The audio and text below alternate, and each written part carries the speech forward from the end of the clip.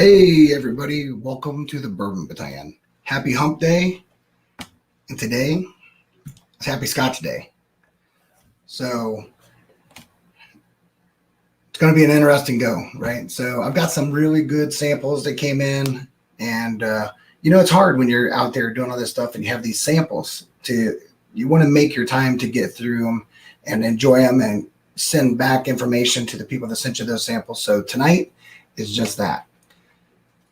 I'm going to take some time between the humps. We just finished the Booker's hump. And for those of you that were the winners, you will be getting them. I'm awaiting bottles to come in from Amazon because I have 60 bottles to prepare. So please be patient. You will get them. I'm just waiting for my bottles so I can get everything done. So, and then I'm going to do some samples of the scotches that I have tonight. And I'm going to do, I think next Wednesday, let me think of the date. So next Wednesday, I will do more samples. The Wednesday after that, I will be live and somewhere with story time. And then I should be somewhere in there, but I know in August is when I'll start the Wild Turkey Hump. And we'll start going through Wild Turkey. So the Wild Turkey Hump will be a little bit different than the Bookers. The Bookers, we did just Bookers. Yes, Little Book is not technically Booker's, but it's packaged the same. It has part of the name. I wanted it to be included, so that's what we did. Going forward with Wild Turkey, we're actually going to do Wild Turkey product line of what me and the Gunny have. So turkey, Russells, etc. Right? So we're going to go through, and we're not limited to just bourbon. We're going to do rye and whatever we have. We have all the master keeps. So the thing that will be uniquely different with that as well, we will do a very similar thing for donations and opportunity to win flights. Those flights will be per session. Instead of having where you have a chance to win all of them, you have a chance to win all of the samples of that night. So, and at the very end of it all, there will be one drawing where one person has a chance to win a sample of everything. So we're going to mix it up a lot just because it's a lot to do. And some of the bottles we're using, we don't have enough to really put out as many samples as I did with the Bookers because the Bookers was all brand new unopened bottles. So that made it a little bit easier. Plenty to share. Some of the stuff we have, we're really limited about how much we have of it. So we have to do it a little bit different. So it'll be really fun. So tonight, there's a couple people out there that may jump in at some point. We'll see. So let me go in here and take a peek and see what's going on. Mr. Marty's in the house, Whiskey Nose. Looking forward to this one all day. You know what? I'll be honest with you, I've been looking forward to it. I love going through and doing that stuff. Clint's in the house. Clint, hope everything's going well with you. Daniel H. is in here as well. What's up, brother? And Sugar Kitty. Jeopardy is over and must be in Bourbon Battalion. That is correct. So yeah, so we'll give a little bit of time before I jump right into it. What's in here? So Sugar Kitty, what's up, 1318? Yeah, so tonight's a little bit different. You know, I usually stick to American whiskey, but anybody that knows, I've been really working on pushing my palate a lot. I really want to continue to push my palate, figure out what complexities out there, what stuff that I either have had or hadn't had, and how can I really push that towards advancing my palate. You know, so with what's going on with the Bourbon Battalion, besides just the YouTube channel, right? It's this is where I get to spread knowledge. This is where I get to do what I really love. I love to teach. I love to spend time really diving into not only what do you like, but why do you like it? Understanding how to properly drink, more of the craft of tasting and drinking and understanding how to get to that point of being able to long-term sip and enjoy what you have and know what you like and how you might be able to either make it better, blend it, proof it up, or pair it with something. So those are my passions. I'm not an overly, I'm very excited about what I do, but I'm not a person that's out there, trying to be entertainment. I'm much more of an instructional guy. So I thoroughly enjoy instruction. So, but, at the same token, I also like, rediscovering old stuff because, as your palate evolves, sometimes you get to the point of things you used to like, you just don't like anymore. And I don't know that it's really that you don't like it. You've just evolved past it. You're looking for something more complex. That's why you find a lot of tubers and Instagrammers that have really spent a good amount of time of tasting and stuff, find themselves in high proofs or liking high proofs that are finished because it gives you a much different palate. Texas heat. Why does people like the uncut unfiltered smoke wagon? Well, you're talking about Nevada heat. So you're talking about the complexity of things that happen in the barreling and all the different things. Woodenville went through their weather aging process with their barrels. I mean, so there's all this cool stuff going on. Well, sometimes we get so complex with that we've advanced past some stuff. So what's really been cool lately is you see some people like Evan Williams, for example, Evan Williams, 1783, changed their proof and their age statement to bring it up to make it a little bit different. And it did. It made it a lot different. So, you go through those things and you start looking at that. So Scotch is wildly different. There's a lot of things that are different about going through and doing a Scotch, an Irish, a Texas malt. I mean, when you start getting into the different malted whiskeys and you start getting into the single malt and the double malt and the different finishes and what they can do, they can push that envelope because of what they can do with barrels, right? They can do a lot of things different than bourbon can do. So having said that, I really started thinking more about exploring Scotch much more after I did the big Texas shootout because I was like, wow, that's so fascinating and how it's so much different. I wonder what Scotch would be like now if I went back to it.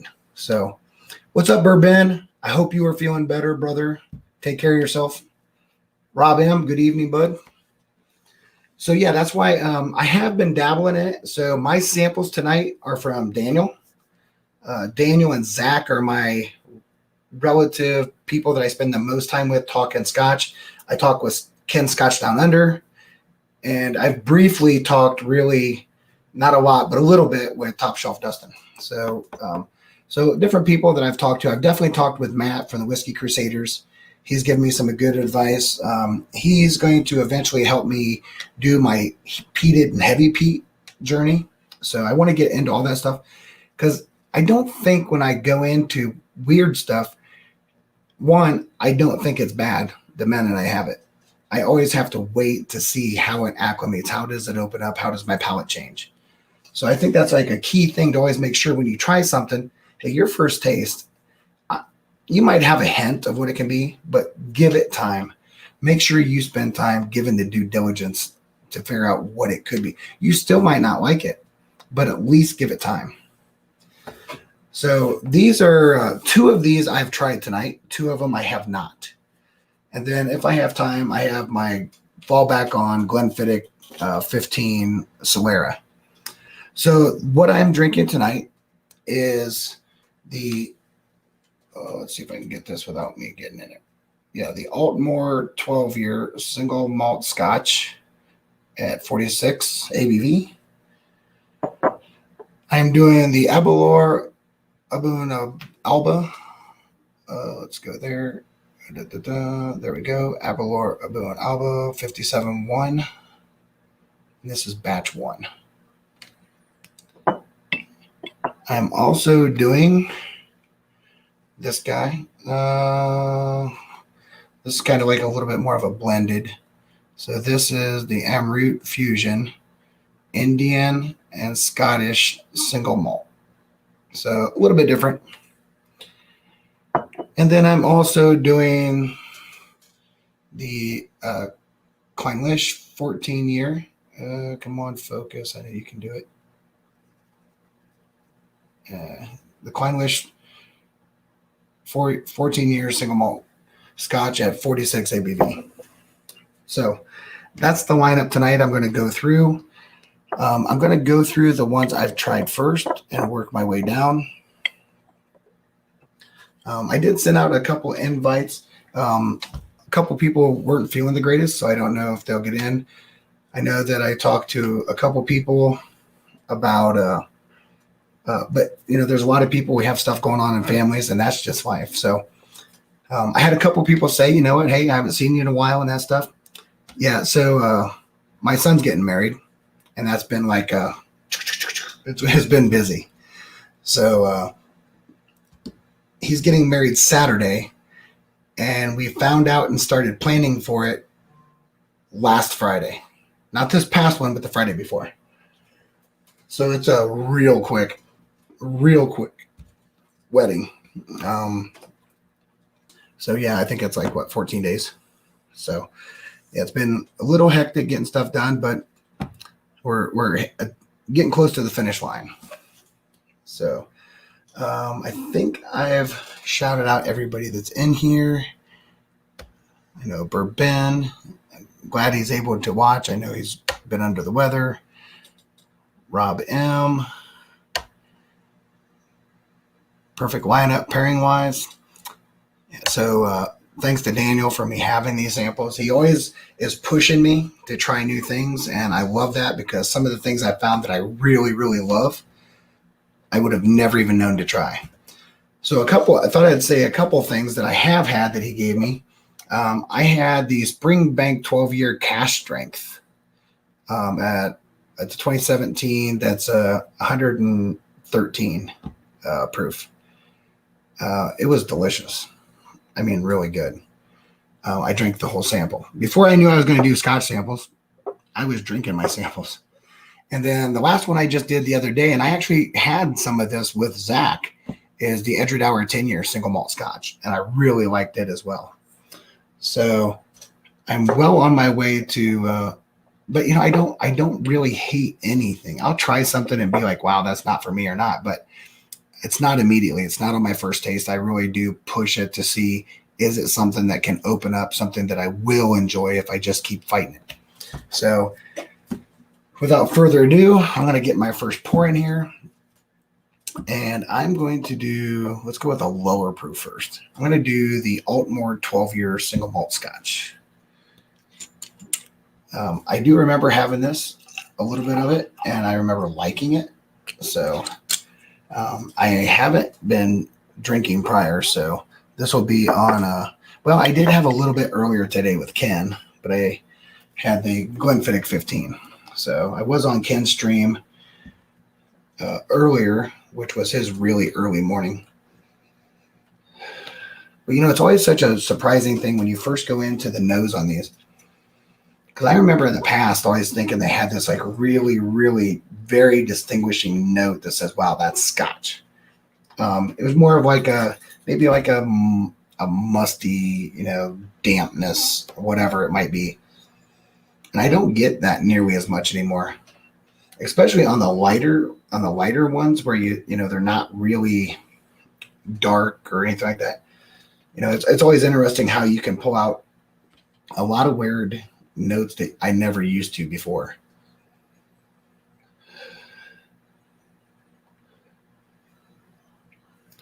Like this is a really light smelling, really citrus forward, really enjoyable nose.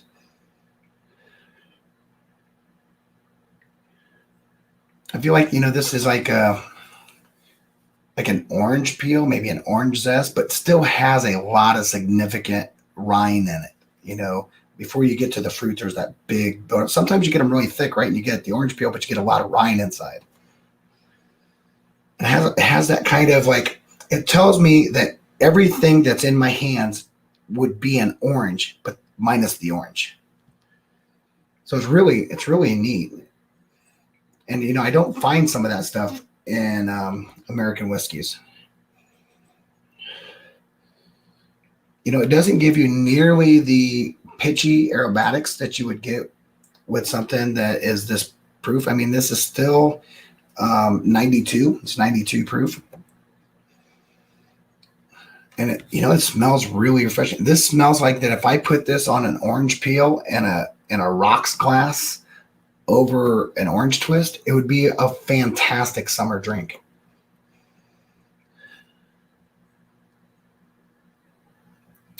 Yeah, that's the Altmore 12 year. So Danny was asking, is that the Altmore 12 year? Yes, it is. This is the Altmore 12 year single malt Scotch. Oh, man, it's just a refreshing nose. I mean, I honestly believe you could make that a summer drink on a big rock and a rocks glass. I don't even know if I threw anything in it, maybe an orange bitter, maybe at the most.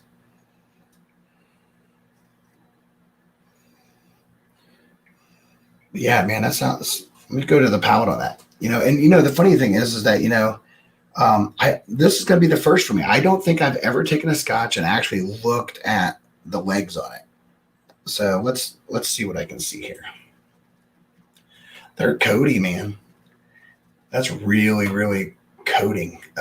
They're dropping pretty fast, so they're not really slow, but they're not breaking up. They're really. I would expect this to be kind of like a medium finish. I ain't going to say a heavy, long finish, but maybe a medium finish, just because I see it going fast. But even with it going fast and reaching the bottom, it's still leaving a single leg to the bottom. I'm not seeing it like, shrapnel or anything broke up. So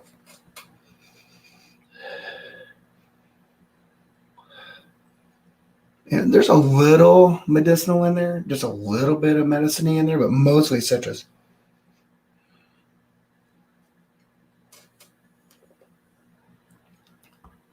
Man, that's so good. That's really good. And I love how it's like when it first comes in, you get flavor immediately. And it does start out pretty sweet, but there's definitely flavor. And then it comes into the mid palate and it just opens up a lot, especially on the sides of my tongue about mid palate.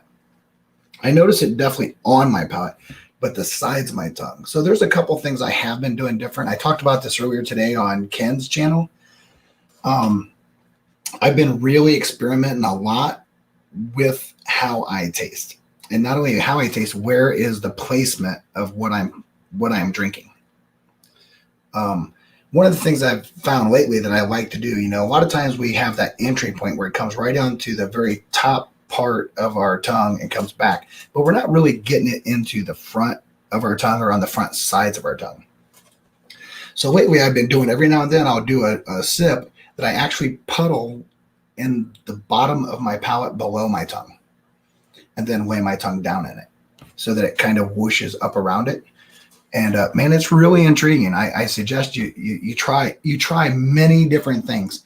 Don't just be content with the way you've always sipped. Push it, try different things, because you're going to find the more you do that, the more you start finding these different expressions, maybe different flavors in different parts of your tongue that you didn't get before. Now, I will say this, right? I'm definitely getting a really dry. I mean, this is dry. I'm getting a very, very signature, like a dry Chardonnay.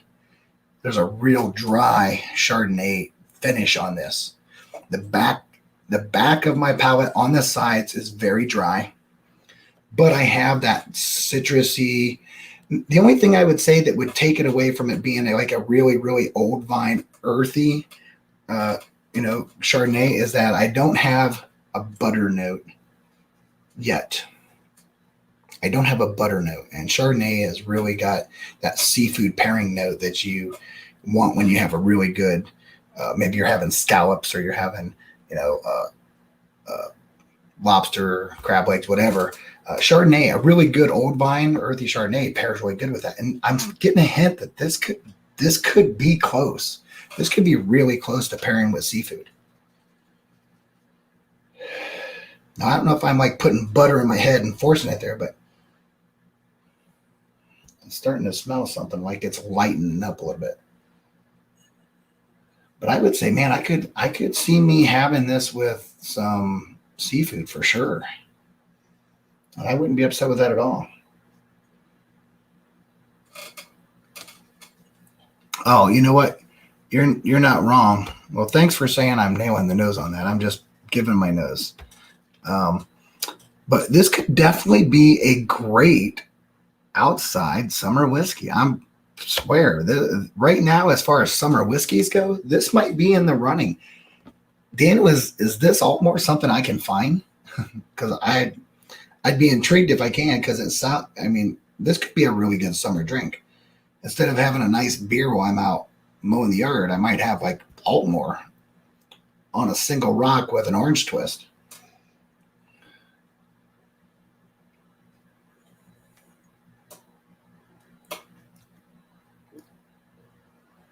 I love how you have this like really. So this time I actually puddled it under my tongue and let it come up over.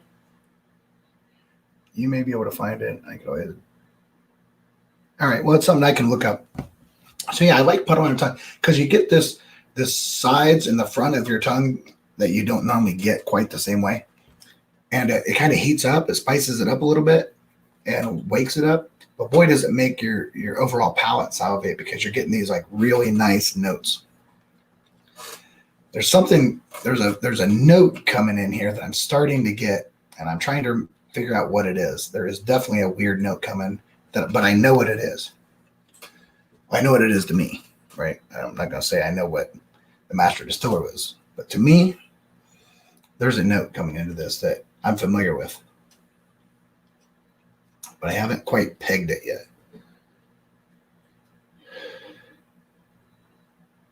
Man, it's such a the nose just keeps getting better. It is sweet though. I mean, I'm not saying that it's really sweet, but the nose gives you that really nice, pleasant sweetness to it. But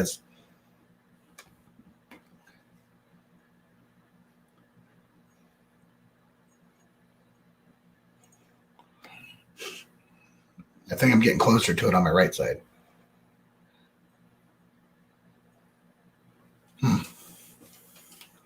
We'll keep digging.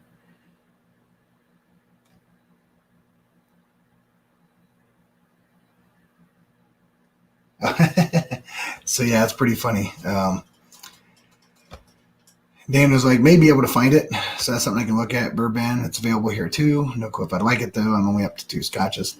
So I just be careful, don't be afraid to try stuff. Yeah, Patreon. I guess I should say something, right? So yeah, so I do have Patreon. Daniel has it posted down there, Daniel H. Everything that comes into me through Patreon supports the channel, supports everything that goes along. I drink through a lot of stuff. I give a lot of stuff away. I'm perfectly happy doing so. But when you're doing this, and I'm launching a Bourbon Battalion, actually whiskey tasting experience bourbon bar. It's going to be a whiskey bar, truthfully. But it won't be, there's a lot of stuff that goes with it, right? So you have to purchase all the alcohol. I can't use anything I have in my bar, so I have to go purchase it all. And then even then you have stuff. So there's always cost with everything going on. So anything that happens in there is always really good. I appreciate any kind of donations, anything that happens. It all goes in here. I try to make sure that I schedule stuff with my patrons. Hoping after this wedding, be able to do a little bit more. I had really planned on doing a lot, and then we got this bomb dropped on us. So, but there will be some cool stuff up that I will be reaching out to the patrons about what's going on with story time, what we have going on with some of our picks. And I will, now granted, everybody that's in my Patreon pretty much knows that, but I will still be sending out some information. Anything that I do up there like that, I'll try to get some video and upload it to Patreon. And some other stuff, right? I have merch coming up. I have some new orders in and stuff like that. So there's always plenty of ways to do it. What's up, Adam? Cheers, buddy. But yeah, I love instruction and teaching, and it's kind of my jam. So Ben said, yeah, he's not afraid to try stuff. Yeah, but afraid to buy bottles I won't enjoy. No, I agree with that. I mean, that's what's been really good about, Daniel and samples. I really appreciate it. He knows I appreciate it. Cheers to Adam. I appreciate it. It's swank tonight, Mr. Whiskey Shits. Perfect. But yeah, for me, it's I just love this. I love teaching. I love making someone think outside the box, maybe the way you might taste or the way you might go through your process.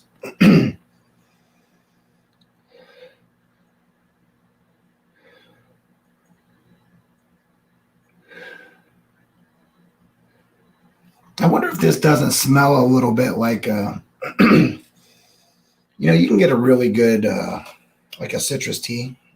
You get a really nice citrus tea. And maybe blend like a citrus tea with a black tea. Like a citrus black. Like I think I'm pulling some black tea notes out of this on the top end.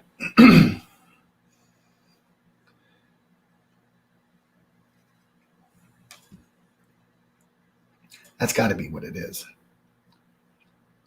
It's like there's a really nice orangey citrusy mixed with a black tea. I'll save a sip in there to come back to. So, so yeah, that Altmore 12 is definitely in my, I will be looking for a bottle on my Scotch bar. So on to the next one. So let's go to this level here. Boom. So now we're going to the Aberlour. Aberlour Aboon Albo, batch 1. This one is 57.1 ABV, which is 114.2.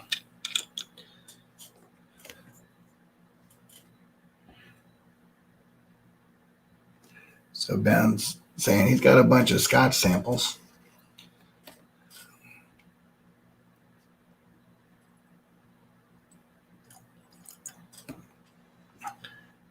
Nice.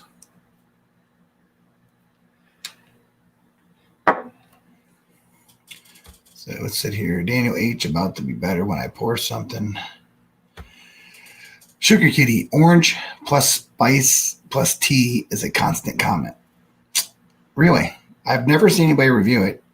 So that's good to know that I'm at least on the right track. But there's definitely no doubt about it. I mean, orange is really prevalent. And I think that black tea, which might be a combination of the spice and tea.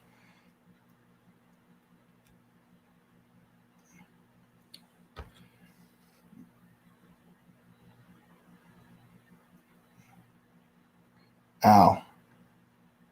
Swanchy. That's how the Irish Scottish say cheers. Can't they just say cheers with like an accent?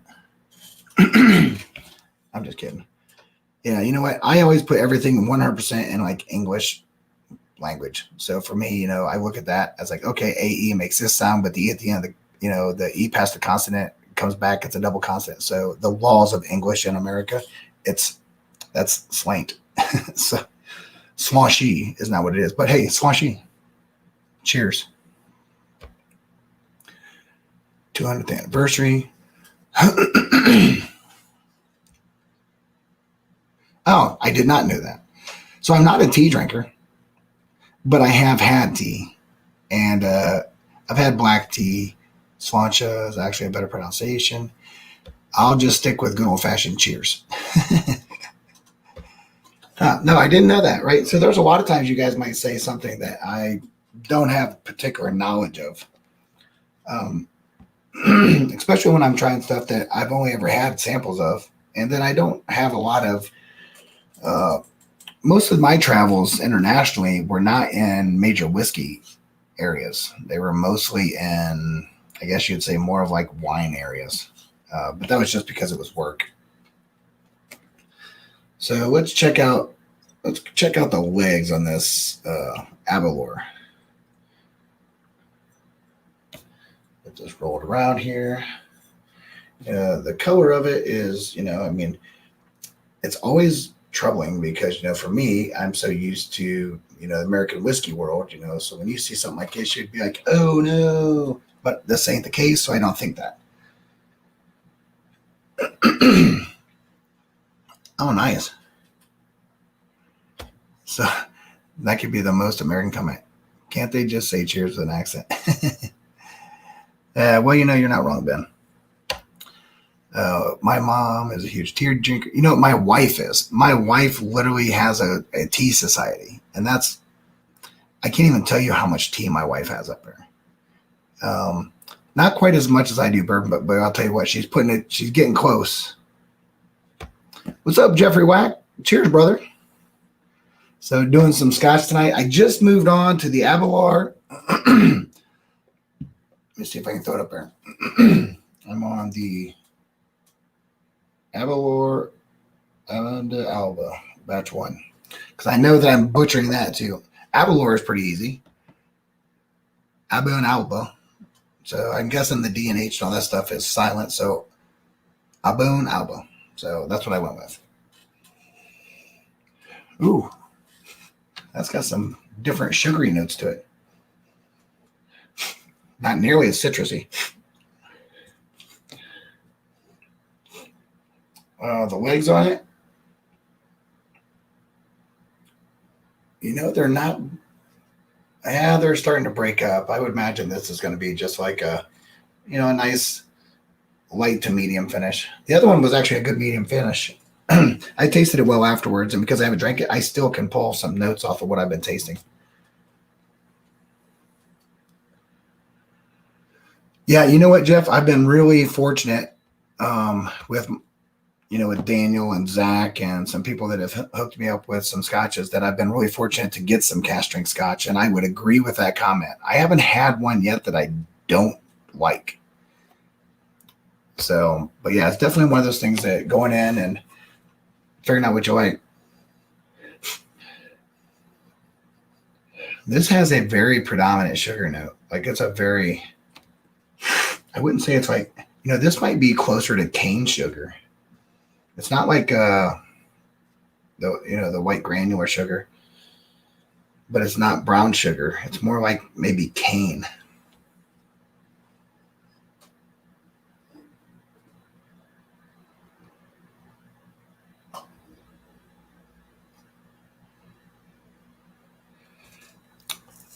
Well,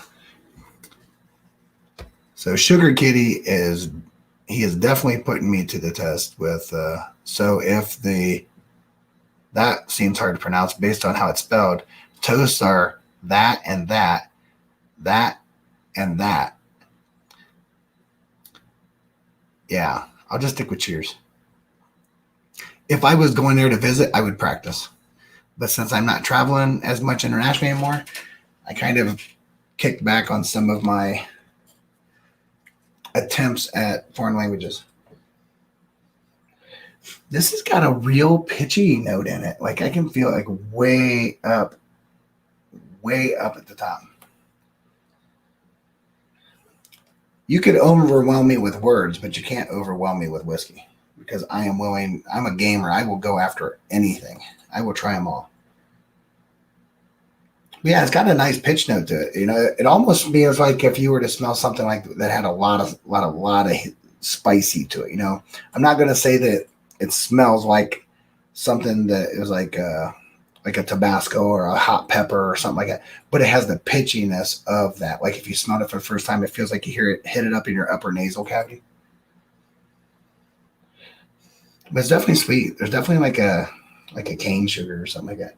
What is that? Sugar in the raw? I guess it was what I'm saying. Sugar in the raw.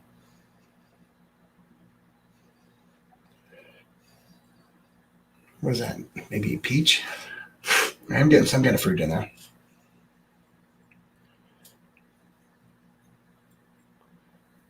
Yeah, there's a lingering fruit in there as well.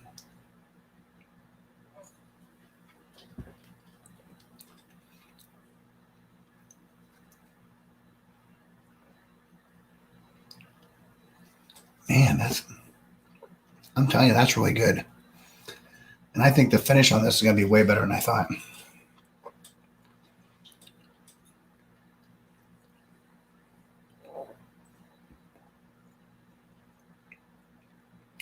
Now the proof's there. I mean, the proof I'm tasting would put me in that like 114 area, and that's about what it is. I would have probably put it into that ballpark, somewhere between like a 107 to 114. I might have been close to that, like probably saying, 110-ish, but I mean, that isn't a typical proof that I would throw out there on a regular basis. But the finish is, it's a really thick finish. I'll be honest with you, it's a really thick finish. I actually really like the finish on it quite a bit.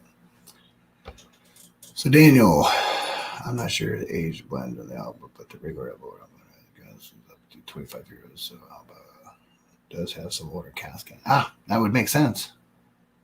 That makes sense. Yeah, but that is delicious. It's really good. I'm trying to just let my palate acclimate to it before I try to go in for like actual tasting notes. But what I like so far is I did get a lot of mouthfeels. I got a lot of really good tingle. It definitely opened up on the mid palate, but the finish is still going. But it's definitely like, a slow moving sugar in the raw. I just keep coming back to sugar in the raw because that's kind of what it comes up to me as. It's still sweet. There's like maybe I don't think it, maybe a raw peach, or not a raw, but like an over-ripened, somewhere between an over-ripened peach and an over-ripened plum. Deep. It's a deep fruit. There's a deep, rich fruit note on here. But it's really, and I think that's why I'm pulling out this overly ripe, because it's really sugary, right? Like not quite to the point of fermentation yet, but really getting close. You get a little bit more pitchiness in my right side and a little bit more sweet on my left. But both ways are both delicious.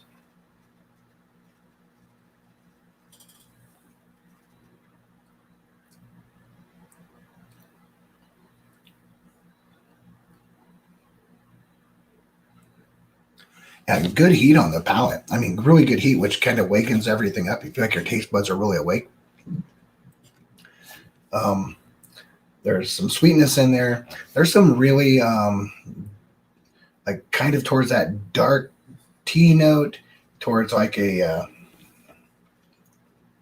want to say like a really, really, really heavy cocoa note. Like really heavy, like an 86% cocoa Ghirardelli, right? Where it's just like cocoa. Doesn't taste overly sweet, but there's like, if I took that and threw some sugar in the raw, not a lot, just a little bit, to say, hey, listen, there is some sweetness here.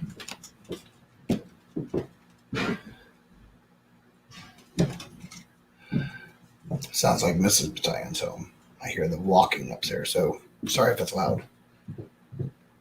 I am getting a cocoa note. I'm getting like a signature cocoa note on this. Like really signature.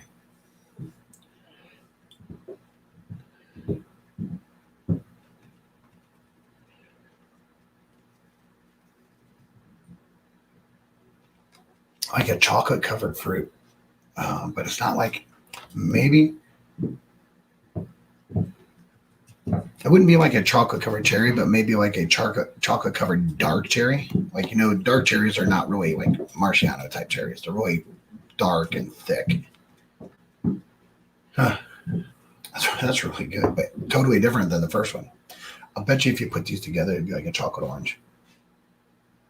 I'm not going to do it, but it makes me think of like, we used to have this place where you went and you could get these like tinfoil chocolate, and they call them chocolate orange because it's like chocolate that has this orange taste to it, and you just hit it and crack it, and it actually comes out in like orange slices. So yeah, it's pretty cool. But yeah, this is really good. Let's see what's going on here.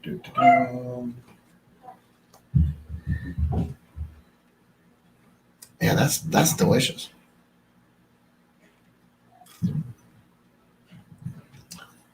I like that a lot. Definitely put that over in my seeking. So I'm looking at my seeking and my non-seekers. All right, so 810. Terry's chocolate orange. Yeah, those are good. Yeah, we used to have this like down in Columbus. You used to go down to like, I think it was called COSI, which is something Science Institute. They do a lot of sciencey stuff, but they always sold them there. And when you're a kid, you always wanted to go and get a chocolate orange, and then it was sacred. You couldn't find them everywhere. So let's say proof wise, what I'm going to go to. That's let's work our way back down. So this is so I'm going to save the Amroot Fusion for the end because it's an Indian and Scottish. Let's stay with just the Scott. So I'm going to do the Kleinlisch 14 year, 46 ABV, which is 92. So let's go in here and pour this up. I appreciate the samples so much. Weird. That's so weird. I love how you can have, so many things be so vastly different. And you're like, what the hell? Why is that so much different? Huh. Now that doesn't smell like the last one at all.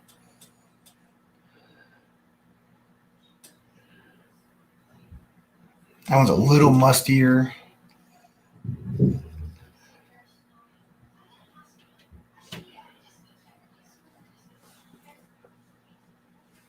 So Sugar Kitty is drinking 1998 Kleinlisch now. Which one do I have? I don't know which one I have. 11-year bottled by an independent signatory. Nice. Very nice.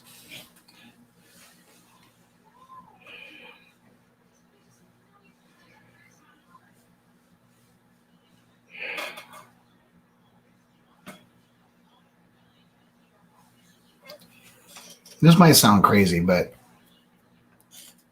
Kitty, since you're drinking Kleinlisch, right? I don't know how close it is to the one I'm having. But are you familiar with cantaloupe? Right? I mean, everybody calls them something different, cantaloupe, muskmelon, whatever. Like how sometimes you eat like a little nook, a smiley face of cantaloupe, or it's that orange melon, that muskmelon, and you eat it, and it's really sweet and wonderful, and you get down to like the rind, like there's still some left there, and you're like, oh, I don't want to lose that, so you get down to that. I'm getting kind of that note, but I also get a salt note, which when you think of like cantaloupe, when I was a kid, you threw salt on it, and this is kind of like a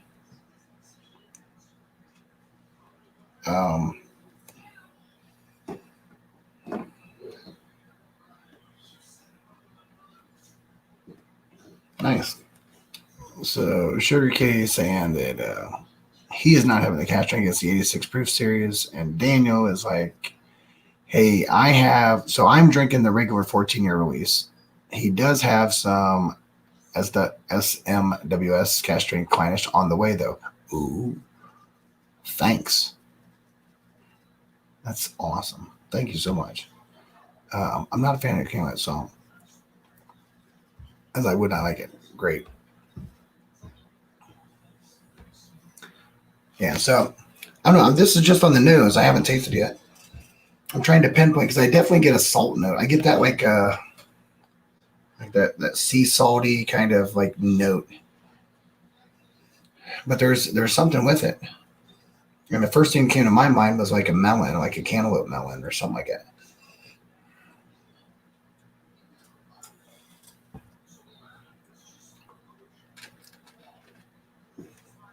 And it is salty. It's very salty on the taste. I mean, that's like salt water.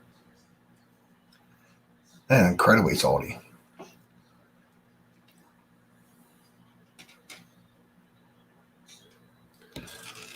Yeah, it's salty on the palate. Now I'm not getting muskmelon or cantaloupe or anything on the palate at all.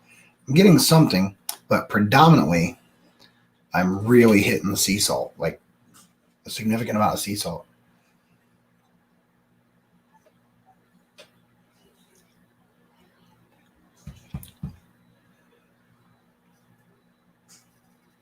Yeah, it's definitely briny. Kind of get like this weird I don't know if it's because of brine or the salt, But I have some weird tasting notes going on in my head, and I'm like, oh, that doesn't sound like something someone would want to drink. Although I like it, it definitely doesn't sound like something that I'd be like, ooh. If I said that note that was just in my head, someone would be like, yeah, I'm not buying that. No, it's really good. It's just, it's different.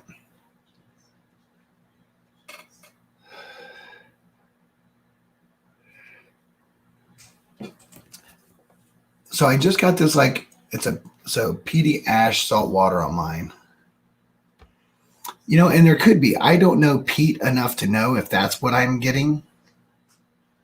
I don't know. Like, so that's part of the exploration, right? I really need to get familiar with different peats so I can get to know what peaty is.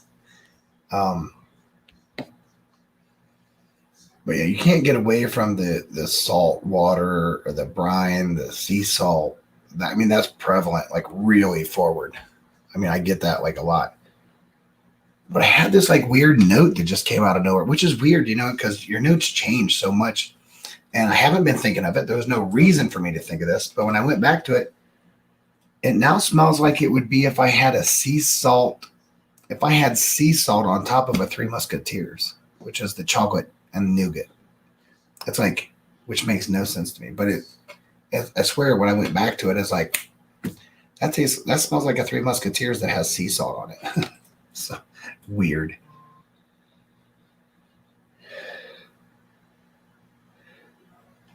Man, I wish I was more familiar with peat.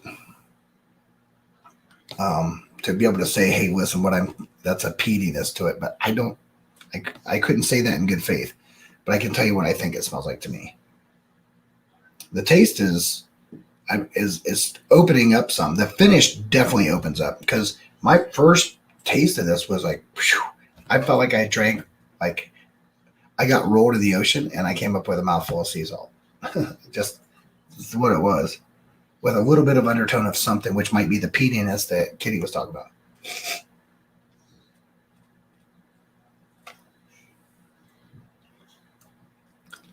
Yeah, but it's changing. I'm getting more of maybe like a bean note, maybe not even coffee or chocolate. Maybe I'm getting more along like a cocoa bean or an espresso bean, maybe.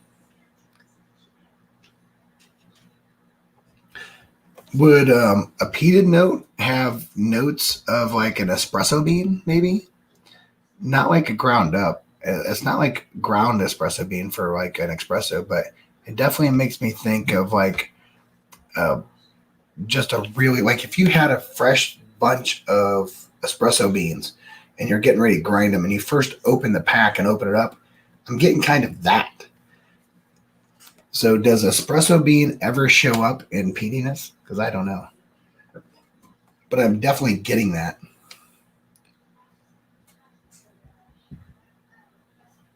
Now, sweet pea can give people all kinds of different flavors. Well, for me, I'm exploring what I know.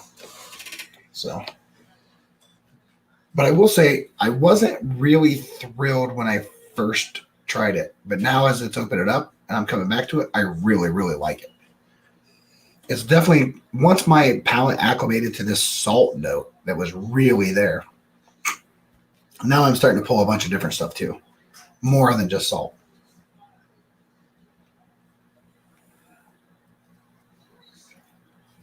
The saltiness is still there. It hasn't went away.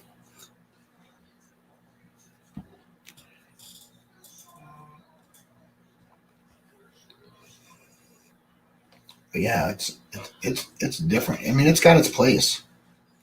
If there was a drink out there that you thought, wow, if I had just a little bit of a salt note, this might be something I'd add to it. How would I prefer to drink this? Well, if I took this and put it on the rocks, well, I never do the rocks. I would do it on a single rock. What do I like with salt? Maybe just a dash of a caramel liqueur or something. I don't know. Salt and caramel goes together pretty good. I'd maybe do like some kind of like I wouldn't even use necessarily a caramel liqueur, but maybe a a pump of something caramel. I think that you can actually get some caramel liquor though. I think I've seen that before. Because I know people do like a caramel apple. Only Scotch I have is leg of balloon. Hold on. Let's see here. So there's a touch of bitter in the very end. I think it's more like the tannin as a source. The peat I'm getting is ashy. Ashy. Like coal.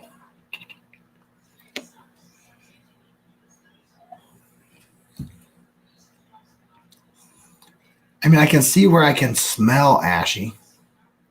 Like something, like when you're having a fire, you have that smell of a really good wood burning, like a cherry wood. Kind of, if I'm thinking ashy, this smells to me much more cherry wood because cherry is very tart when you burn it. And this has that really tart. If I'm going with an ash note and thinking smoke, it's like really tarty. And I think of cherry wood. I've never tasted ash, so I couldn't tell you, but I get where you're going with it. I could see where this would be like a smoky cherry or something like that.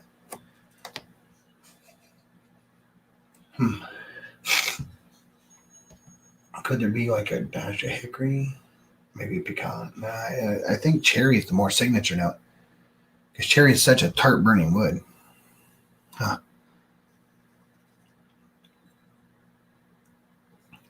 Like Woolen 16, and it's for sure peaty to me.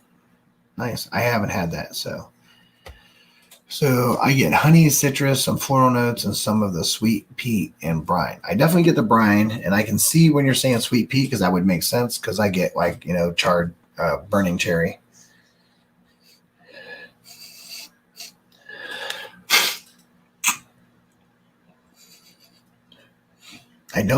I don't get citrus. If I hold it back far enough, I can pull out some floral arrangements. I couldn't tell you what it is, though. Maybe if I walked in to go get like what I did for the last 600 million thousand years is go and buy corsages and all that stuff for all of my daughters for all the dances and all the stuff they did all those years. Kind of smells like you went into a floral shop. But they were like flowers that were traditionally found in the ocean that were still being soaked in sea salt. Overall, I still like it though. I like it. It's different. I like the other two better, but I don't dislike this one. Yeah, the salt is very, very much there. So Showcase Daniel H. There is a hint of floral in the very beginning. It's over with the brine quickly, then a peaty ashy blends in the rest of the way. I think you're going to insert what peat is once you have Matt line up when you yeah, that'll whenever that happens, everybody's busy and that stuff, but I look forward to it. I really want to get into like some heavy stuff. So the Kleinlisch. So let's go to this Emroot. The Emroot Fusion Indian and Scottish single malt. It's 100 proof. So the color on it is pretty good compared to the other colors I've had. So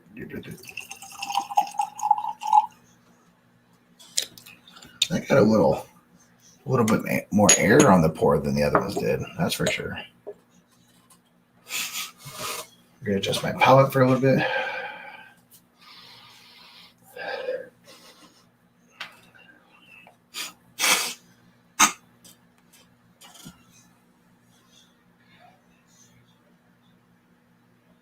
So let's see here. Ardbeg is ashy. Rosewater, I can see that, just a diluted. I love Emroot Fusion. I'm about to find out if I love it. I don't hate anything so far. I would buy everything I've had so far. Ooh, that's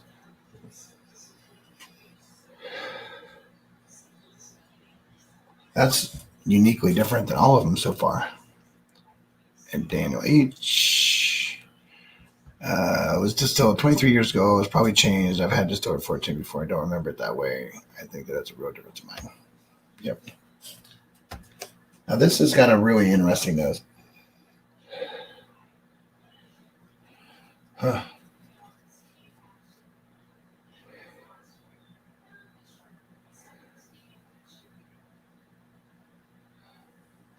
Ain't even gonna say what nose I got. I got a weird nose, and it sounds like goofy.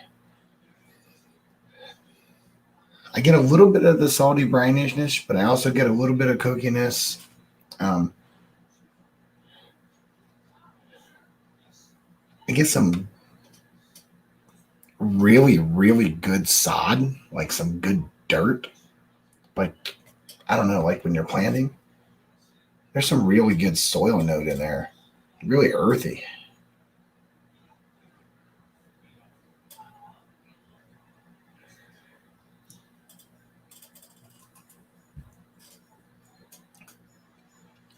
Wow. Oh, yeah. That is like a log on fire. In a really good way. It's not big smoke. It definitely has some burning notes, like I burn a lot, I char a lot. It smells, it tastes really familiar to some of the stuff I've charred. I do a lot of charring when I do smoking. And that taste is really signature to a nose that I've had. And that nose comes off of like a blend of like hickory and mesquite. If you take like hickory and mesquite and blend the smoke that you char, I get that same expression on the palate. It's really, really good, but really interesting. It's freaking good. It is. It's good for a lot of reasons, right? It's good because, one, it's very unique, and two, it's incredibly complex. And I've never tasted anything that reminds me of something I've smoked. But there's still a really pleasant, like sweet note behind it. Like thick and wonderful, like chocolate milk, like a really, really heavy chocolate cream milk. Not only it tastes like it, but there's that smell, that big aroma of something really thick and deep behind it.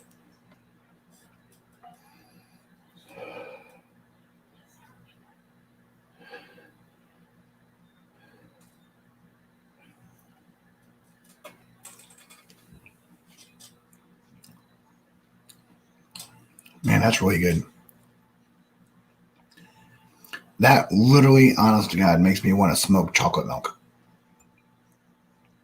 I feel like somewhere in that wheelhouse, that's close to where they'd be. If you had like a really, really thin chocolate milk that's been smoked, it's really good. This is really good. The finish on this is easily the best finish of all of them. And it's signature by the glass. The glass looks like there's glue. Like I have clear glue in there that just stuck. Yeah, it's thick on the finish. Really thick, really nice. You get a little tannin dryness on the back sides that helps keep you watered up, which also helps with that finish. Because the saliva goes down, it helps push it. And then the aromatics of that going down and is coming up the whole time, right?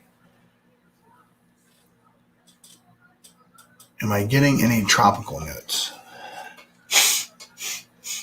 Let me think about it.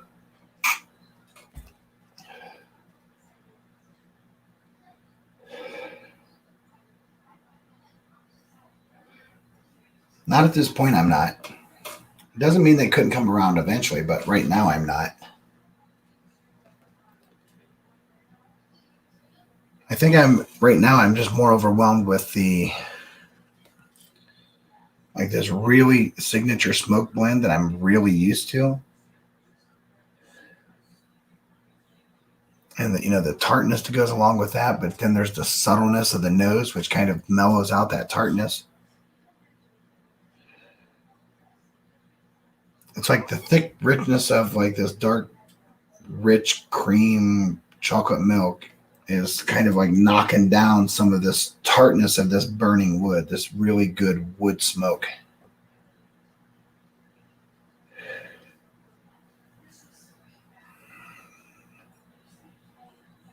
Now, Danny, you're talking about, did I get any tropical notes? Are you talking about on the nose or on the palate? Let me know if you're talking nose or palate. On the nose, I don't.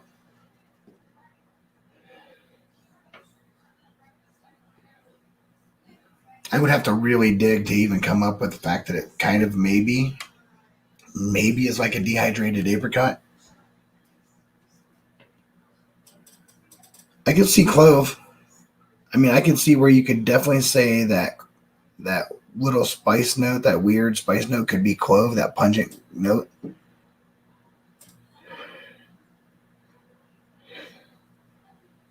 But it would be very deep in there. I mean, that would be me having to spend more time with it and taking some of your guys' notes, and that you have got a lot more experience with it than I do. I don't know that I'm pulling that on it, because some of this other stuff is really just overstepping a lot of other things, I think. I get more. This is the first time that I've actually gotten what I would consider to be an ash note, where I can be like, oh, you know what? I smell kind of some ashiness to it.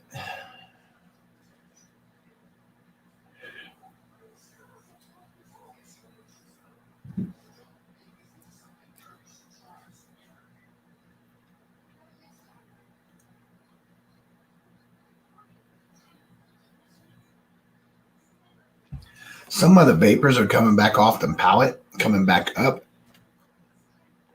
It's giving me something different that I haven't smelled yet, but I don't know what it is yet. But what I do know on the palate is I definitely have the finish of something really, really thick.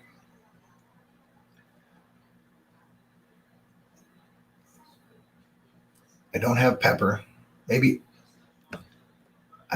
like a pepper salt mix. There's definitely some saltiness to it.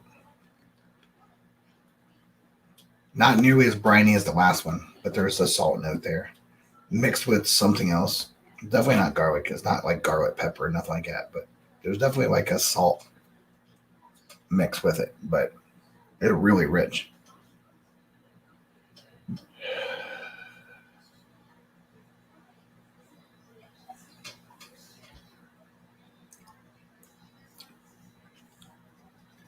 Oh boy, that's pleasant.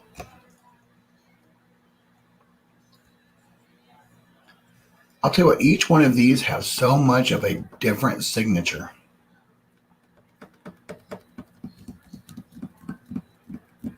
I'm going to end up blending this. I know I am. Because there's been so many different things. This has to taste good blended. There's no way it doesn't. It's got to be good.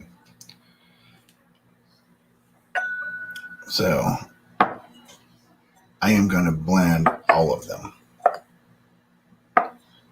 So I have just a little bit in each glass. You can see it's just like a little. And that's the same with all of them. I think when I'm all said and done, it might make 1.5 ounces if I'm lucky. I don't even think that would fill a shot glass. So let's blend them all. See what happens with all these weird notes. So I'm going to take that one in there. And take this one and pour it in there. And I'm going to take this one and pour it in here. Yeah, that ain't very much at all. I'm going to double pour it, let it blend a little bit.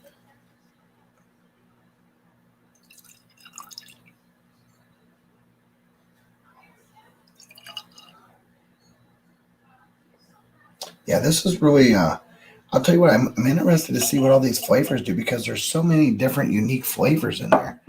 I have this feeling that it could be really something good.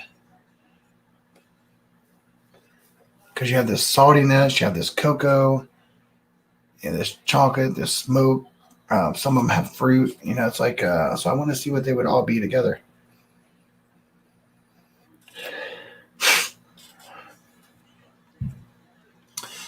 right, so let's see here. Daniel's, yeah. So let's go up here. Showcase. Welcome to the world of Scotch. Well, hello. Daniel said, okay, so I'm getting some chocolate now and more smoke, but those fruit notes are still there. And they may be just, they're masked because I'm so new to the different other notes that I'm getting. Yeah. I mean, the one thing I'm confident in, I know what I know, and I know what I can taste, but that doesn't mean there's things that are hidden there that I don't know about. I just know what I know. So,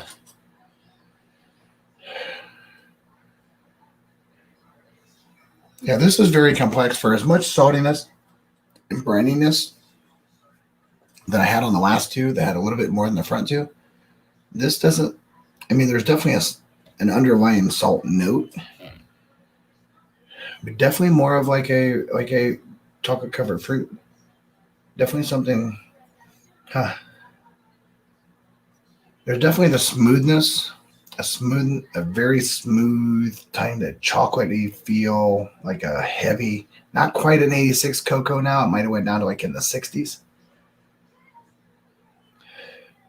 But I definitely get like that dark fruit. There's like a dark fruit. I wouldn't say necessarily, I don't know if it's tropical or whatever, but when I think of dark fruit, I think of like overripened fruit. I think of like really ripe plums. I think of, even a peach that maybe is really overripe, or a tangerine that's real, not a tangerine, but what is it? There's the peach and there's the other thing that's kind of like a peach.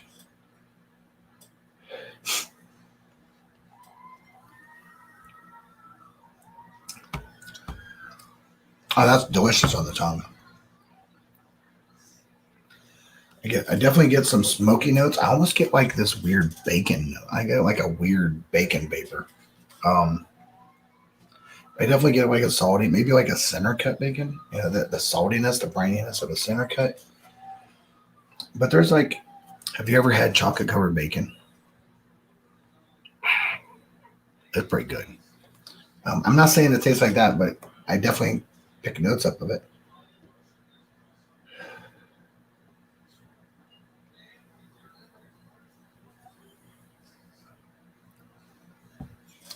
Really smooth though. I mean, really smooth on the palate. You definitely get that deep tea note, a really signature tea note on the late mid palate. And it's nice because you get this weird heat, right?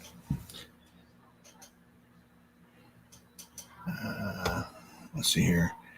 The fruit note comes from the sherry cask, are usually something new to a bourbon drinker. Oh, I've had sherry cask before. And the difference between that is I was a wine drinker for years. But that would make sense, some of that sherry gives that like weird tartness, right? Once your palate adapts to peat, it will unlock many of those notes, and you could go back and hammer it and find it totally. Oh yeah, and I've done that with bourbons too. I've done that with bourbons and American whiskeys, and there's been plenty of stuff I'll go back to. Hell, Daniel, that iron root that I just got. My first two pours of it were nothing like my third and fourth pour on a second pour. It opened up so much on a second pour, it turned into something totally different. It was like a Fig Newton bomb.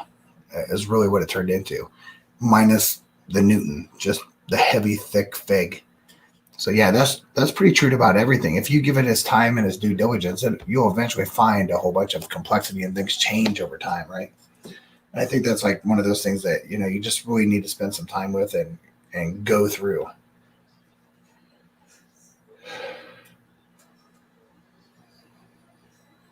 This is really nice.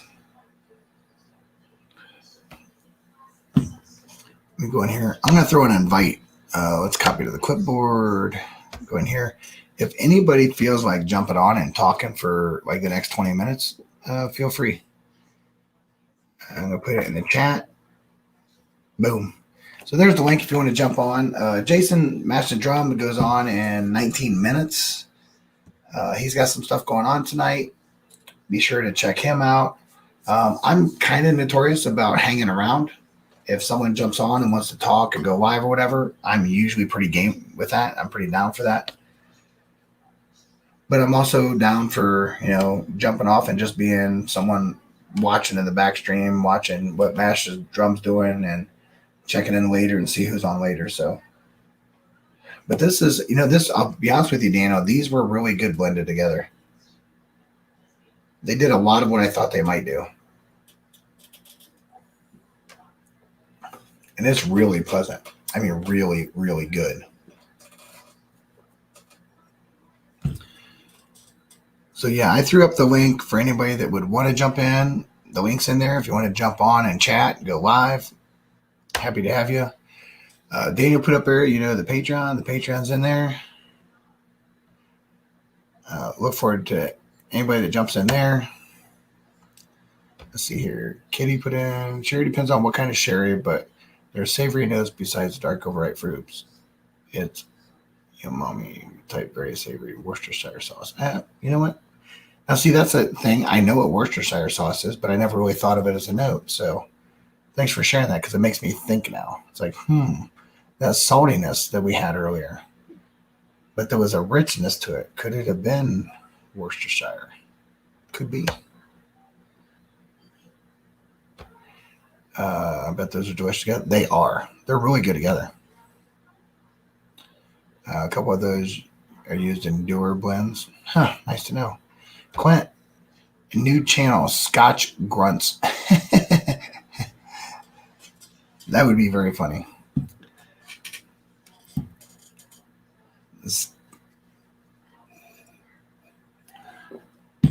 I have to learn more. I seek knowledge. I love the nose on that. Like, just the empty glass is really good. Yeah, really good.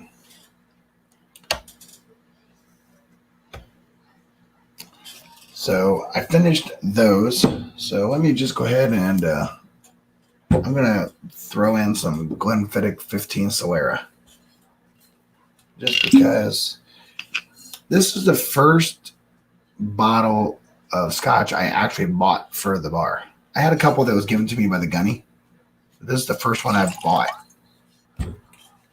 I'll tell you why I bought it. Because someone at one time said, hey, if you're just jumping in the Scotch world, the Glens are a good place to start. And I really like Solera aged whiskey. And so, like, one of my favorites is Hill Rock. Hill Rock Solera aged is very good. So I was like, oh, that's going to be pretty good because I like Solera aged and I like the idea of what the Glens bring to the table. And lo and behold, it's delicious. I like it a lot.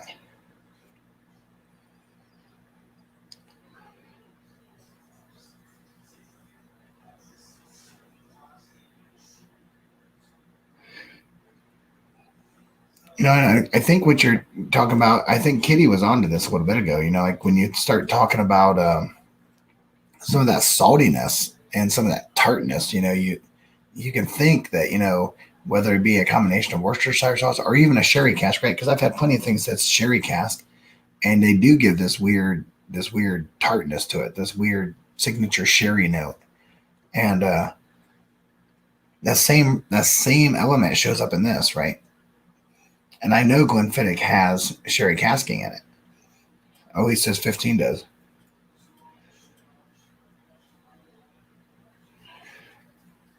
But, it still has that woody oaky note, too.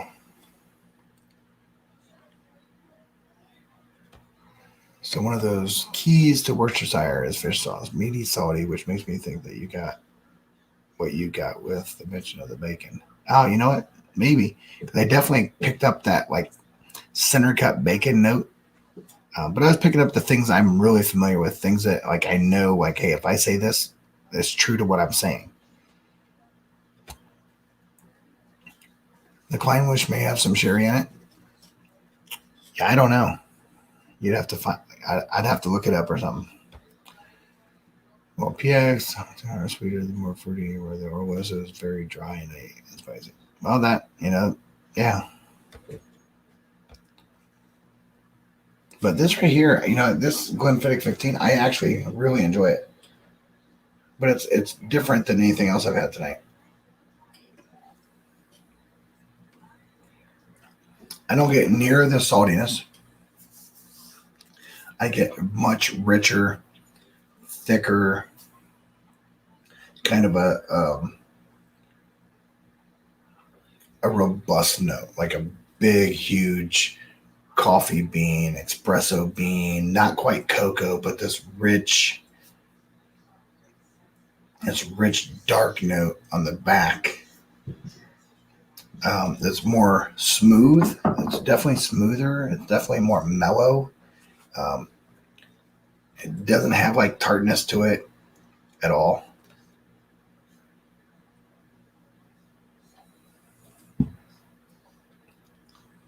It's enjoyable to drink. And if you want to just sit around and drink, I could drink this all day long. I can think of a couple things I would do to it to make it a summer drink. But so far, the very first one I had earlier was the best summer drink, easily.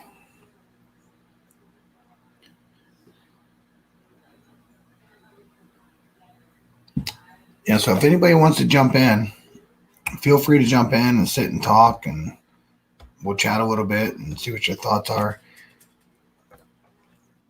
Repost it again, that way someone don't have to dig for it.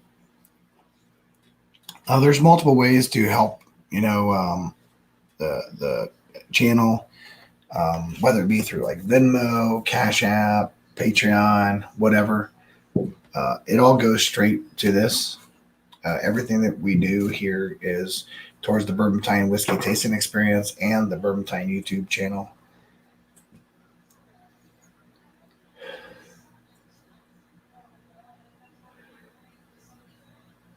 Who knows? I may even take a little snippet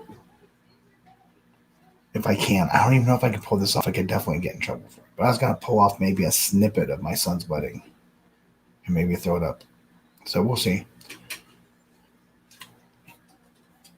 So yeah, but anything helps. It all helps. And I try to be really helpful back to everybody as much as I can. Man, this Glenfiddich this 15 is good but different. I would say of everything I had tonight, the Altmore 12 and the Aberlour were probably my two favorites. Having said that, I really like the other ones as well. But I like the Aberlour and the Altmore 12 better. And the Altmore 12, I could literally make my summer drink easily. And I know exactly what I do to make it my summer drink.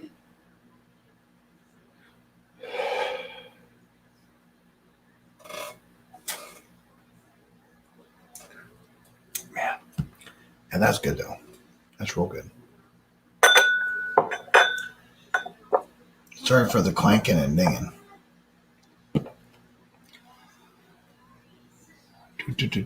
So what? We got a few people in here. Yeah, Glenfiddich 15 Solera is no slouch. That's for sure. It's it's a really easy going, nice sipper, right?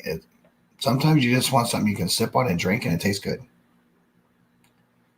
But you definitely have to be a person that really likes smoke, right? Like I've had some friends that really like meat, and then you go and you put on a smoker and they try it, and then it turns their stomach, that smokiness. Same thing can happen with cigar, right? You get on a cigar that's a little bit richer than what you're used to. Next thing you know, you're not feeling good about it. So it can definitely do that. So I think the same thing with Scotch, right? If you don't have the stomach for smoke, if you don't have the stomach for like that ashiness or that smoke note or whatever, it might be one of those things you take in moderation and build your tolerance to, because it's definitely one of those you could catch yourself being a little bit overzealous of, and then end up getting feeling like your stomach turned a little bit. Like if you're like, oh hey, I'm going to jump right into the cigar world, and I'm going to go straight to a double Maduro on an empty stomach, and that's no bueno. You will not come out a happy cigar person. You're going to come out a sick cigar person. So you definitely want to take your time, pace yourself, know what you're doing, know why you're doing it, and understand that it's a journey. And that journey is slow. It's a slow moving train. So it's you're not on like a really, really fast train. I used to hate peat, but as I progress and out, yeah. And I think that's the thing, right? You will over time. Sugar throw up here. A great drink for summer is Teeling Small Batch Irish whiskey finished to rum cask. Huh. Is that just neat on the rocks, or do you add anything with it?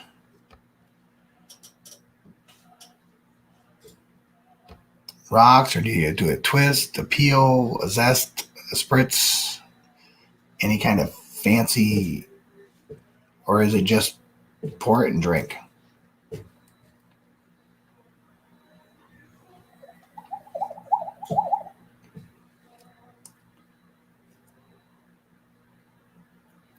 Just straight neat, huh? Huh.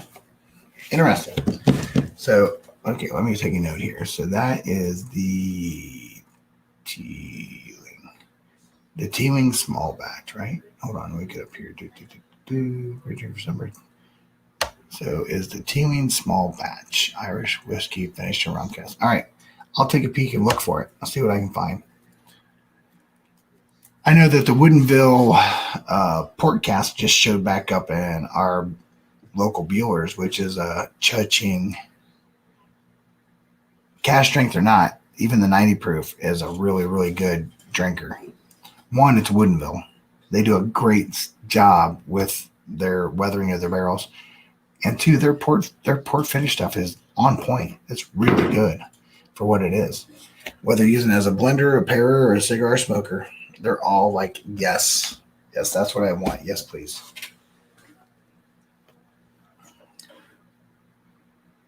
It's like, oh, hold on now. Now you're talking fat guy stuff. It's like a shortbread cookie dipped in rum. What? Is it? Dude, are you sure? If that's what it is, I know exactly what that tastes like. I would. All right. Teeling small batch it is in rum cask. So I think, so let me ask you, right? So when I've tried stuff in the past that's rum casks. So I think of like Angel's Envy rye, right? It's finished in Caribbean rum. It has a maple bomb note. Does this have like a maple note? Is there like a signature maple note to it? Because you get that in a lot of rum casking, right? At least I have in the bourbon world, bourbon, rye, American whiskey type stuff.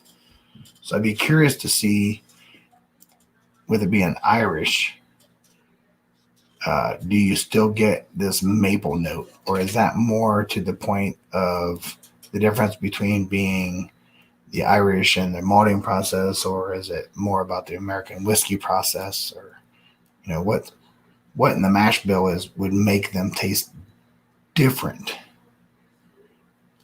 Small batch is like the most overused, worthless term in the industry, but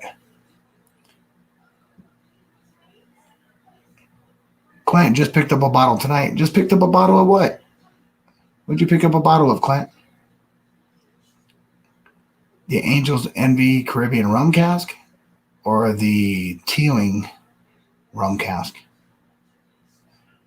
I know where you live. You ain't that far away.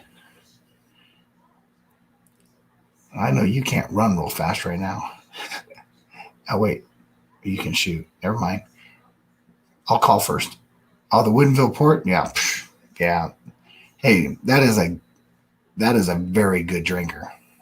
Very good drinker. If anybody says they don't like Woodenville Port, no, they're right, because they don't like it. But I don't know anybody that don't like it. It's really unique and it's really cool what they did with it. I wish they would have done made some fancy term like FAE, because it's basically got hacked, and they did it first. So I don't really recall maple on Teeling, but I have to get it and give it a quick taste. Yeah, I'm just curious about it because when you start talking about rum casking, I know especially in the rye, the Angel's Envy rye, I felt like it had more of a maple note than Knob Creek maple. So I'd be interesting to see if it does. And it could be more about the corn grain, right? But I can tell you now, I've had plenty of rye mixed with corn that does not have a maple signature note at all. And there's damn sure not any rye out there on the market that has as signature a maple note as that Angel's Envy rye that's in Caribbean rum cask. So that's, is there a chance that that might be something you notice? And to make a tie that, hey, listen, one of the things that we should expect from rum casking is X. So if it isn't common, then it's not common, but at least something to try and see if it is.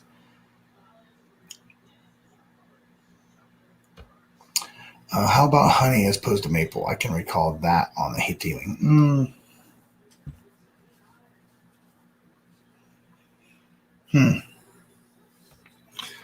Yeah, Clint's in the chat. He can tell you the same as I do. And I think there's a couple people in here. That Angel's Envy Caribbean rum cask is a maple bomb. It's like the most maple flavored whiskey that I've ever tried that did not say it's maple. I think you could put it in a blind against Knob Creek maple and you'd be like, I don't know. The only thing that would give it away is that it's a rye, right? So you're going to get like this rye note that tells you it's rye, but boy, is it maple. And Daniel, you're right? The rye is the most maple flavored whiskey I've ever tried. What's up, Mike Stahl? Trouble loading the video. Odd. Trouble loading what video? My video? Huh. That is odd.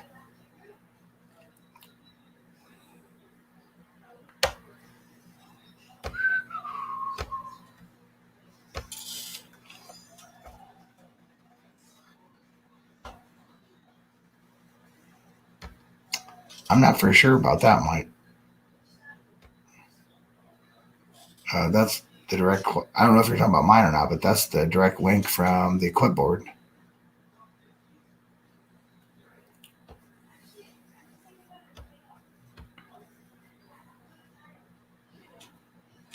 So it's 8:59. I am going to hang out for a bit, but Mashing Drums getting ready to go on. I know he goes on at 9 o'clock. He has a couple things going on tonight. You can definitely check out. Yeah, the Angels is the bomb. Yeah, it is a maple bomb. I'm going to hang out over here for a little bit. If someone jumps on, then I'll stay a little bit longer. But if no one doesn't, I'll go for another, probably 10 or 15 minutes, and then I'll jump off. Do I do more Scotch? I do have something over here I can try.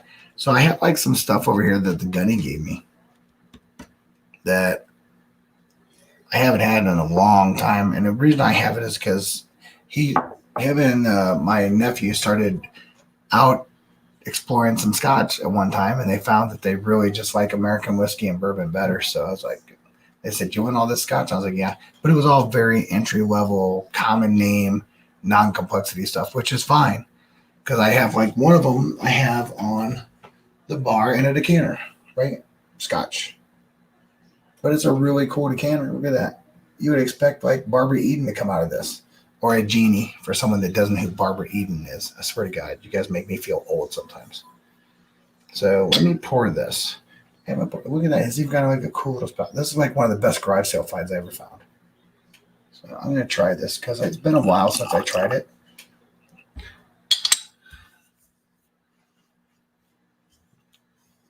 And this is what you always would find in like duty free.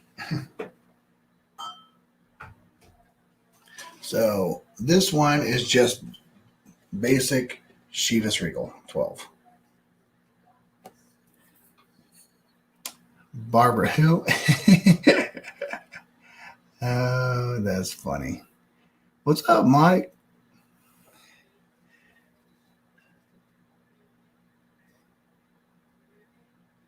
He did duty. That's right. Right. You find a lot of cool things when you go duty free. Duty. Barbara who? You know what, Daniel? Suck it. Not honey and tealing, but molasses. Oh. You know, that would make kind of more sense. It's a little bit richer, right? It kind of is a little bit closer. You just said duty. Crap, not Jason's stream. Just did the same thing. What did the same thing? You couldn't get to it?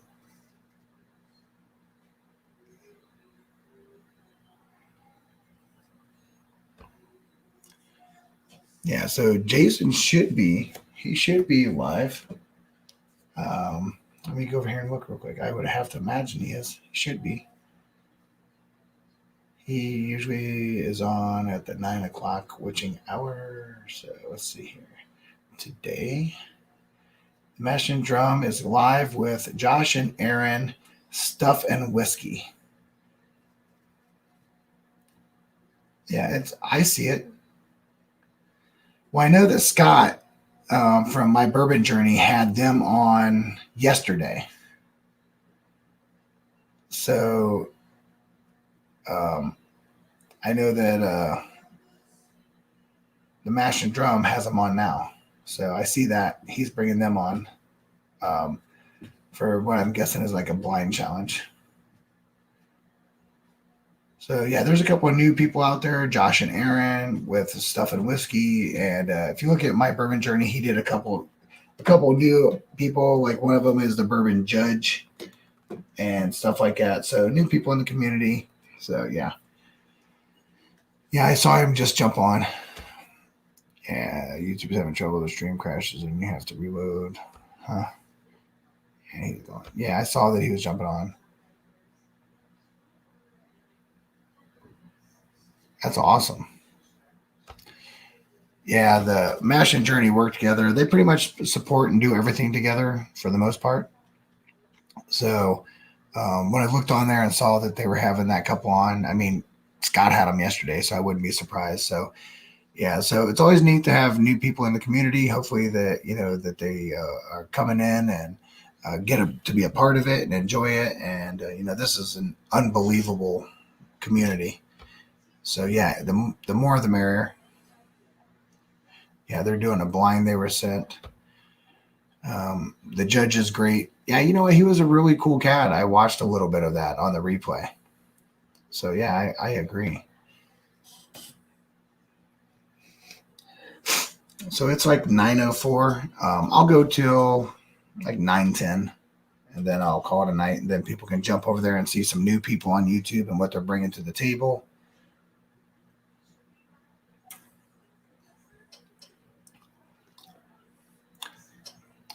Yeah, it's funny how this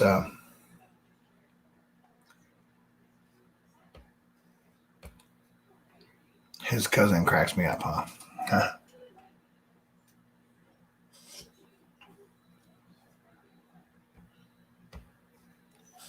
Yeah, this Chivas Regal is like, I don't know, it doesn't taste nearly as, I don't know, some of this other stuff that I had tonight was way more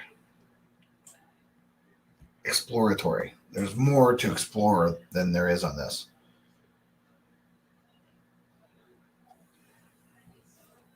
It's almost like it was made to be too smooth, to get away from the complexity of something that would be make you think about it and try to come up. It's like really like smooth on the mid palate, and there's not a lot to it on the mid palate. Go to my channel, your channel, my channel. Yeah. So, but yeah, it's really interesting how you can find some of the staples. But if you think about this kind of makes a lot of sense. So when you're talking about, you know, Chivas Regal, if you go to any airport duty, you're going to find that you're going to have like Chivas and some of the regular things. And when you're talking about like, you know, the bourbon world, for example, when people are like, oh, what are you chasing because it's a good drinker? And, you know, you find a lot of people that are really seeking blends or they're really looking for, the Wellers. You start talking about easy drinking, not a huge complexity, easy drinking, good tasting whiskey. So it doesn't really surprise me that I would see something like my stream just went off and came back. Huh. I have it on. I'm watching it on my phone and I haven't seen it. Well, you know what? They must be running some kind of weird delay because I know I don't have any kind of delay here. So there might be something going on there. Huh, interesting. I'm jumping back and forth between my phone and the computer. But yeah, I mean, I don't have no problem drinking this Chivas, but it has no complexity. It doesn't really make me think. It just makes me, hey, I'm going to enjoy a good drink.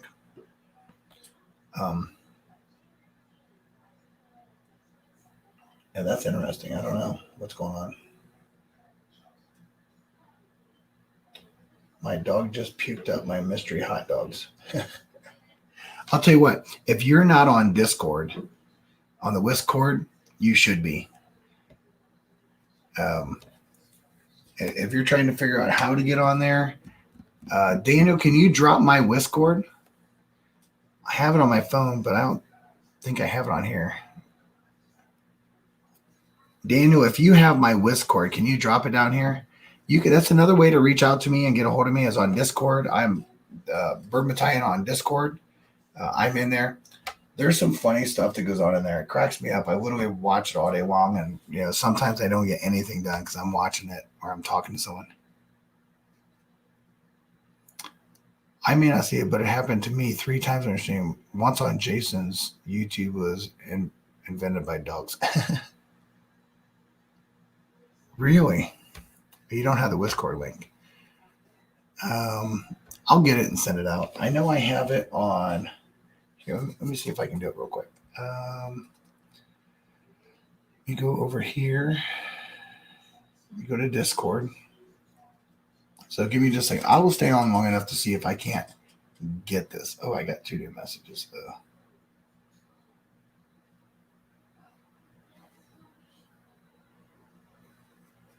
Okay, I go in here. Go to.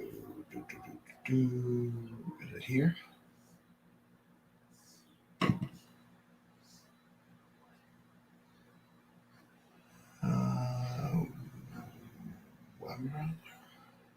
No, I don't want that. I've done this before. Where's it at?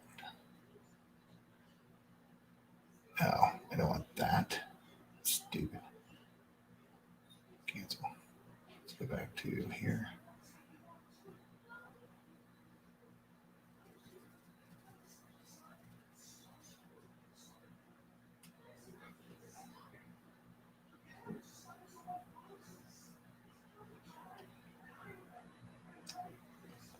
Okay, so let me go up to here. General. Here. It's not the easiest thing in the world to use, that's for sure.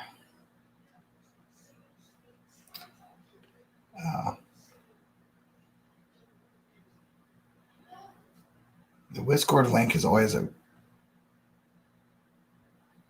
Bourbon Battalion is the bar one. Yeah. No, I have one. I'm not just in the bar. I actually have my own whiskey tube. So you can reach me directly.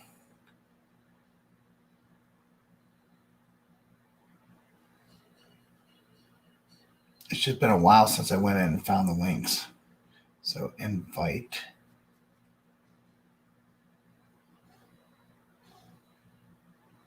There it is.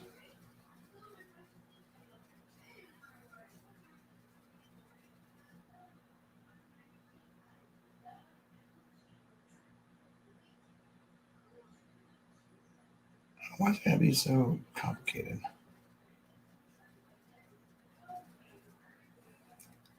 I don't remember it being that complicated before.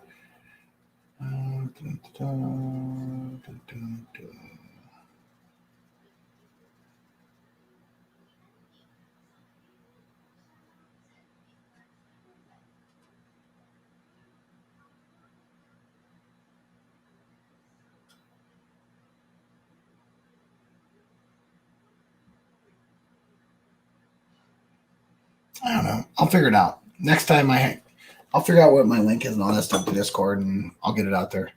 I don't want to spend forever waiting on it. So we're after 9:10. Daniel H says he's never on there. I have notifications set up that I see it all day long every day. So it's going soon to be 9:12. So I'm going to my phone and TV keep dropping this feed. That's such a pain. I was just on my phone and I wasn't dropping the feed. But it's got to be a YouTube thing because it's definitely not an internet thing for me for sure. I'm literally listening to my wife upstairs stream. Yeah, if you can find the link, drop it in there, Daniel.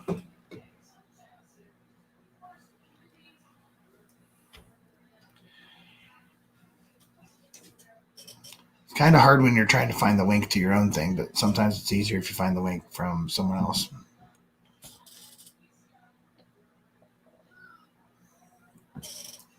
I'll go till 9:15 to see if he finds the link. So I'm going to shake things up because I've been on like a weird Scotch night. And I want to go back to this. This is the new Iron Root Harbinger drop that came out. Where are you at? Why is it so fuzzy? Anyway, this is 387-4 edition, 38 months aged. Cask number 387 of Iron Roots Evolution Cask Project. Release 4 of 4. Yeah. No, don't worry about it, Daniel. I'll figure it out. I'll figure it out and put it in the next one. I'll be back on with a sample stream next week. I'm going to reach out to a couple different people that I have samples from and see if they'd be interested in doing it next week. If not, then I'll just do a sample stream like I did tonight because I want to get through some of these samples. I have a bunch of them.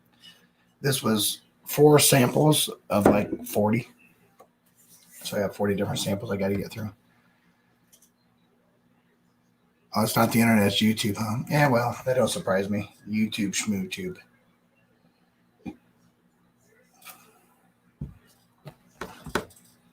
I'll tell you what, Daniel, after drinking the Scotch, that Iron Root Harbinger even tastes better. That is no joke, no exaggeration. And it tastes better after having Scotch. Really, really good.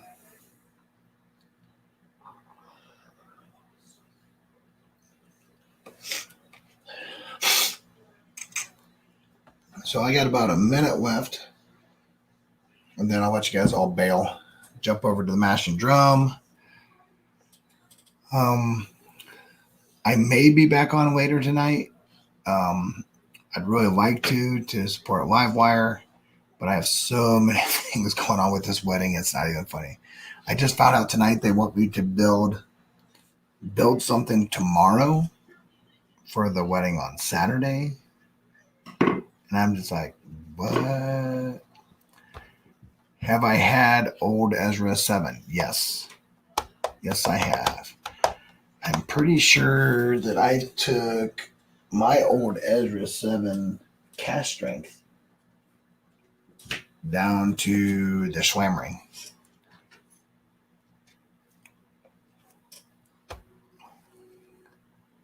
I think it's one of those that was donated. Ended up being donated to the Schwammering host, which is Mr. Lord Shane Long.